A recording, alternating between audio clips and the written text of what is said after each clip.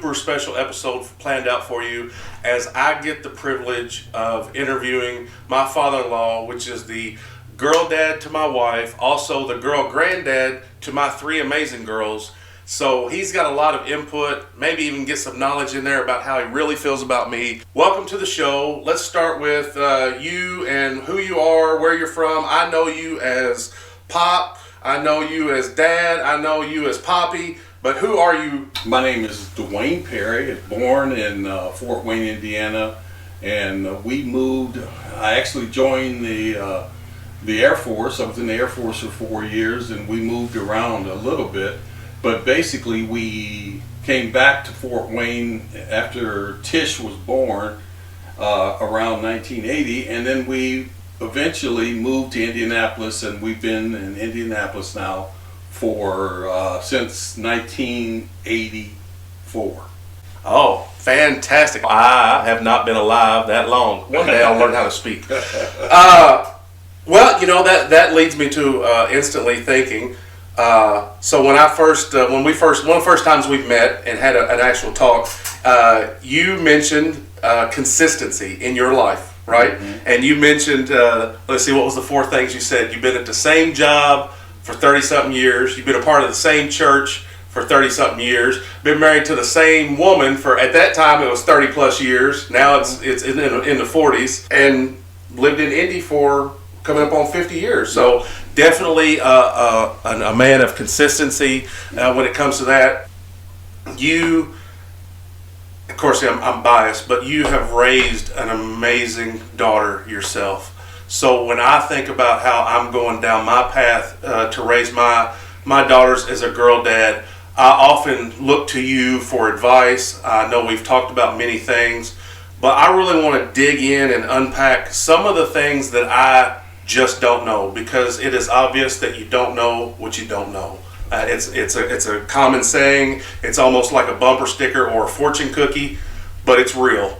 Tish is born into your life, as it did in my first daughter and everyone after. It just wrecked your life because that girl is so precious. What you recall of, I know you were in the Air Force at the time, and let's just go into that about the birth of your daughter. Okay. Well, like I said, I had two older boys, and I don't want you to believe that I'd done any special things that had made her the way that she is. I had my wife to definitely fall back on. She's helped me in everything that I've done now for 40-something years. We've been married now for 46 years. Wow, that's impressive. And it's been amazing. And so basically, we were in the Air Force.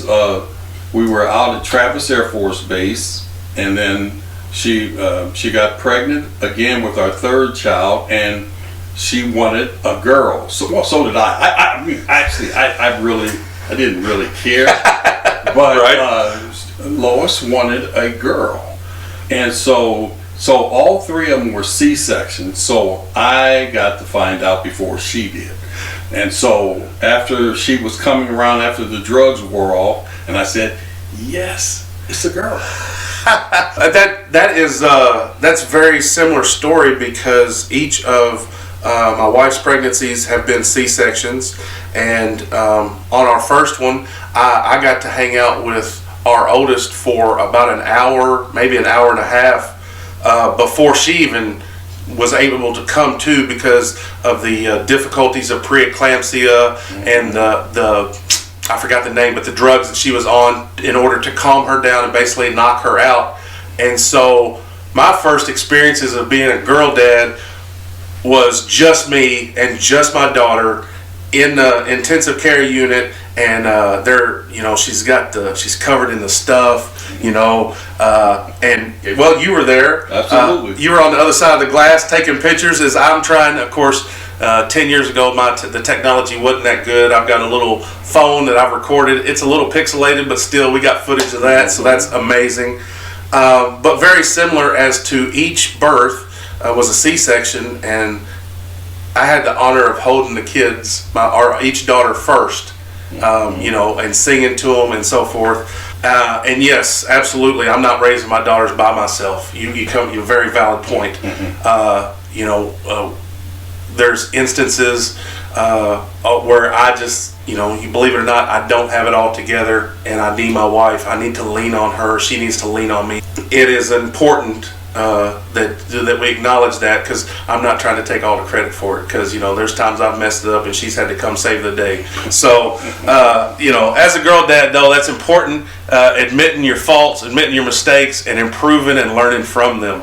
Well, yes, it was a job, and I'm the kind of person, I believe in telling part of my story because it may help somebody else. Right. So even going into the Air Force, I was working for International Harvester, had a good job, paying good money, but what I was doing outside of the job wasn't good.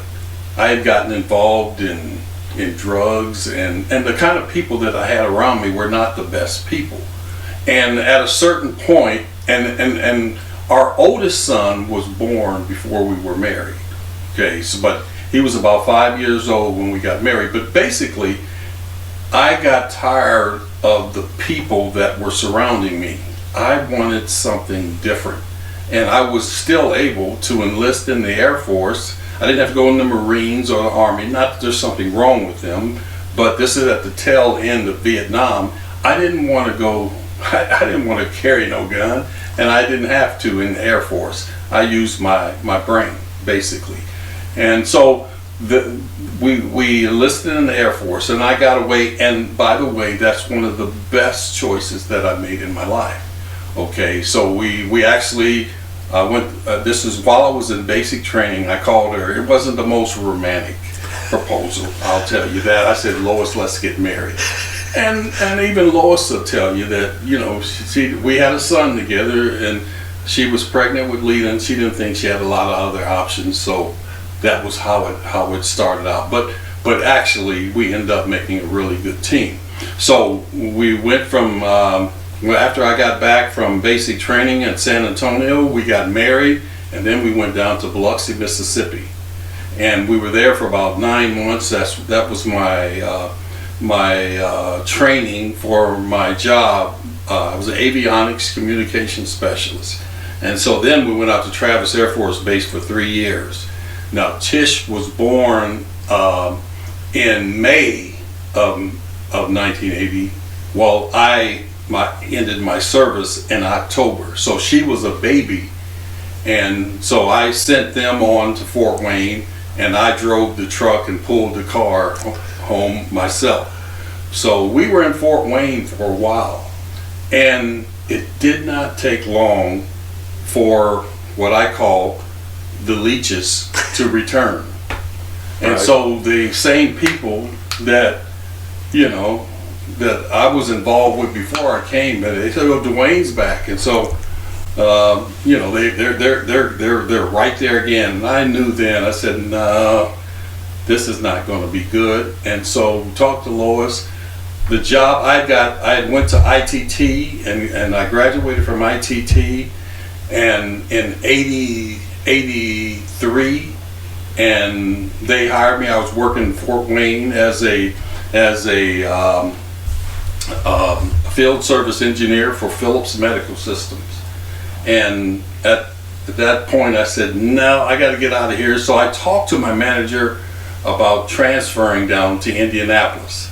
Another good move that we made. And we've been down in Indianapolis ever since. So we moved down in 84. So not only did we move down in 84, we also actually got involved in really finding out about our relationship with Christ. We both actually became Christians actual Christians during that period of time. And so we made tremendous changes from the way that we used to be. Right. For the previous time, I don't know if you can understand this, I wasn't proud of who I was. I look in the mirror and I didn't like the reflection of who I was that was staring at me. But now, after the change that I made, and it's been, we've been a part of that church now for over 40 years.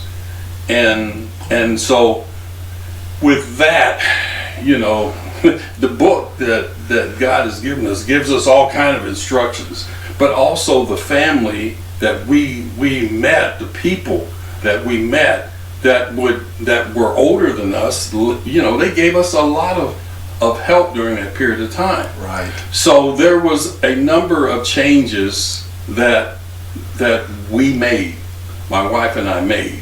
What did you think about that? Pretty good stuff, right? So we have part 2 and part 3 that we're working on now. We're going to get that released over the next couple of weeks. I hope you enjoyed. Thanks for joining us. If you would be so kind as to hit that subscribe button, like the video, leave a comment so that we can engage with you, talking to the people, finding out what they want to hear about, what they enjoyed best. Share it with a friend, and we look forward to seeing you next time. Girl dads, don't give up, and always keep trying. Be delayed. It's not gonna be delayed. It's not going to delay.